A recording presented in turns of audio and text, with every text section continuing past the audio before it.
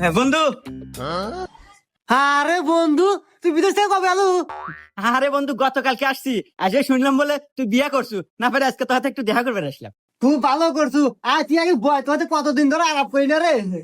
আর হ বন্ধু, ঠিকই শুনছু, আমি বিয়ে করছি। আচ্ছা, তুই বিয়ে হস না কে? কত তোর কি বয়স কম হয়ে গেল?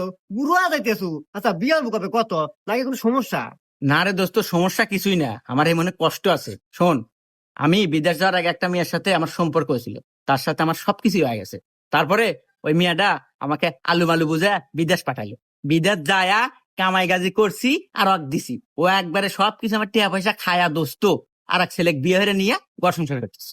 ইস রে বন্ধু, কষ্ট লাগলো। আর কি কমু কয়া, এই যুগের মেয়েরা সবাই সবাই ডুপ্লিকেট। একজনের সম্পর্ক হলে সবকিছু হলে আর একজনের বিয়ে নিয়ে থাকে। হে আন্দাজে বন্ধু, আমি বউটো পাচ্ছি একবার নিখুঁত।